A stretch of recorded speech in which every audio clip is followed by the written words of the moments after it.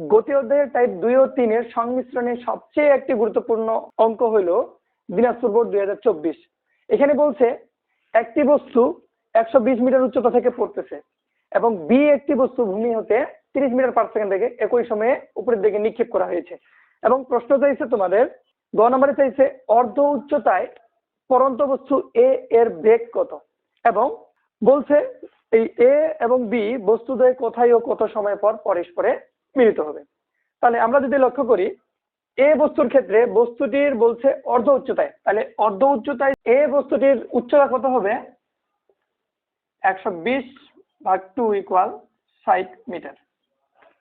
ওকে, তাহলে জানা মান এ বস্তুর আদিবেগ 0, জির মান মুখস্থ 9.8 এবং চাইছে ভি ইকুয়াল হোয়াট। সো এ যেহেতু পড়ন্ত বস্তু আর এখানে টি অনুপস্থিত, তাই আমরা পড়ন্ত বস্তুর টি মুক্ত সমীকরণ ফেলবো। অর্থাৎ আমরা জানি পড়ন্ত বস্তুর টি মুক্ত সমীকরণ v square equal u square plus 2gh। আমরা যদি মান বসাই বা ভিটাকে রেখে দিলাম, ভি স্কয়ার ইকুয়াল ইউ এর মান 0, 0 এর উপর স্কয়ার করলে 0 আসবে, 2 জির মান 9.8 এবং এইচ এর মান জানি 60। সো ক্যালকুলেশন করলে আসবে ভি স্কয়ার ইকুয়াল, এগুলো ক্যালকুলেশন করলে আসবে 1176। সো যেহেতু এই পাশে স্কয়ার আছে ওই পাশে গেলে হয়ে যাবে √1176। অতএব ভি ইকুয়াল আসবে 34.39 মিটার পার সেকেন্ড। বুঝে গেছে? এরপরে প্রশ্নটা যেটা বলছে যে কোথায় ও কত সময় পর এ ও বি বস্তুদ্বয় পরস্পরের সাথে মিলিত হবে। তাহলে দেখো আমি ধরে নিলাম এ ও বি বস্তুদ্বয় পরস্পরে এই জায়গাতে মিলিত হবে, একটা বিন্দু ধরে নিলাম সি বিন্দু। তাহলে এই সি বিন্দুটাকে ধরে নেই মাটি হতে 1 মিটার উচ্চতায় আছে। তাহলে দেখো এই বি বস্তুটিকে যাইতে হবে সি বিন্দুতে, তাহলে তাকে 1 মিটার উচ্চতা অতিক্রম করতে হবে। অন্যদিকে এ বস্তুর ক্ষেত্রে দেখো তো এ বস্তুটাকে আসতে হবে এইটুকু উচ্চতায়, তার মানে এটুকু যদি x হয়, টোটাল যদি 120 হয়, তাহলে এটা হবে 120 - x। তাহলে এ বস্তুর ক্ষেত্রে অতিক্রান্ত দূরত্ব হচ্ছে 120 - x এবং বি বস্তুর ক্ষেত্রে অতিক্রান্ত দূরত্ব হচ্ছে x। সো আমরা যদি দেখি, আমরা ধরে নিলাম ভূমি হতে 1 মিটার উচ্চতায়, তাহলে এই 1 মিটার যাইতে তার সময় লাগবে কত, t সময়, এবং সেম এই 120 - x এ বস্তুর আসতে সময় লাগবে t সময়, সময়টা কিন্তু সেম লাগবে। তাহলে দেখো, তাহলে ধরলাম ভূমি হতে 1 মিটার উচ্চতায় t সময় পর বস্তুদ্বয় পরস্পরে মিলিত হবে। তাহলে বি বস্তুর ক্ষেত্রে কি কি তথ্য আমরা জানি? বি বস্তুর আদিবেগ জানি 30 মিটার পার সেকেন্ড এবং সময়টাকে জানি t ইকুয়াল t, এবং উচ্চতা জানি h ইকুয়াল x ধরে নিছি, এবং জির মান তো জানি 9.8 মিটার পার সেকেন্ড স্কয়ার। তো এখানে আমাদের ভি অনুপস্থিত, তাই আমরা নিক্ষিপ্ত বস্তুর ভি মুক্ত সমীকরণ যদি ফেলি, অর্থাৎ h equal ut minus half g d square. কেন মাইনাস দিলাম? বিকজ বি বস্তুটি নিক্ষিপ্ত বস্তু, তাই। তাহলে মান যদি বসাই বা h এর মান দেখো তো x, u এর মান হচ্ছে 30, সাথে টির মান তো জানি t রাখি দিলাম, মাইনাস হাফ জির মান 9.8, টির মানটাকে রাখি দিলাম t স্কয়ার। তো এটাকে কাটাকাটি করলে আসবে 4.9। তাহলে অতএব x ইকুয়াল পাচ্ছি কি 30t মাইনাস 4.9 t স্কয়ার। এটাকে আমি 1 নাম্বার সমীকরণ দিলাম।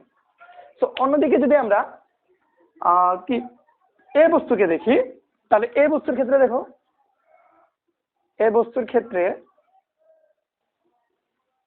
কি কি তথ্য আমরা জানি?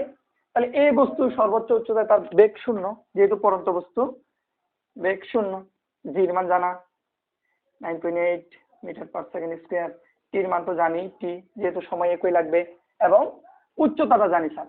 তাহলে উচ্চতা কতটুকু, সময়ে কতটুকু উচ্চতা 120 - x, মানে h ইকুয়াল 120 - x।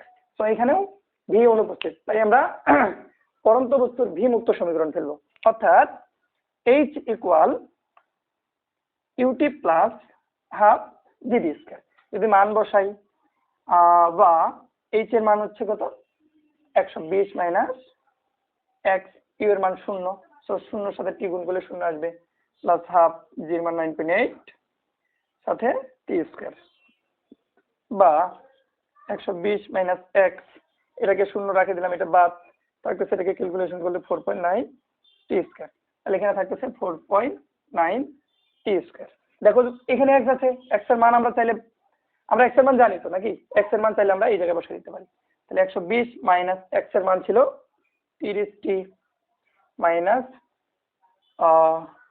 সরি এখানে 4.9 টি স্কয়ার, টি স্কয়ার ইকুয়াল থাকতেছে 4.9 টি স্কয়ার।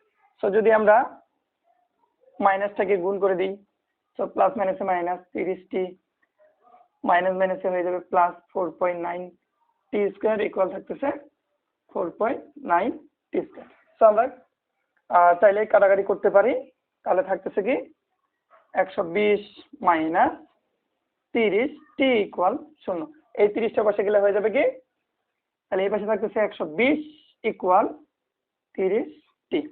সো আমরা যদি ক্যালকুলেশন করি টি ইকুয়াল পাচ্ছি টি ইকুয়াল 120 ভাগ 30, তাহলে কাটাকাটি করলে আসবে টি ইকুয়াল 4 সেকেন্ড। তাহলে আমরা সময়টা পাইছি। এখন আমাদের এই সময়ের মান যদি আমরা এক্স এর জায়গায় বসাই দিই, তাহলে এইটুকু মিশাই দিই, তো আমরা কি করব, টি এর মান 1 নং সমীকরণে বসাই দিব। দেখো তো টি এর মান 1 নং সমীকরণে বসালে কি হচ্ছে, 30 সাথে টি এর মান 4 মাইনাস এখানে থাকতেছে 4.90 সাথে টি এর মান 4 তার উপরে স্কয়ার, সেখানে আসতেছে 120 মাইনাস 4 4 16, আর এটার সাথে ক্যালকুলেশন করলে আসবে 78.4। সো 120 থেকে 78.4 বাদ দিলে থাকতেছে 41.6। বুঝা গেছে? তাহলে বস্তুদ্বয় 4 সেকেন্ড পর এবং মাটি হতে 41.6 মিটার উচ্চতায় বস্তুদ্বয় পরস্পরে মিলিত হবে। বুঝা গেছে? Thank you.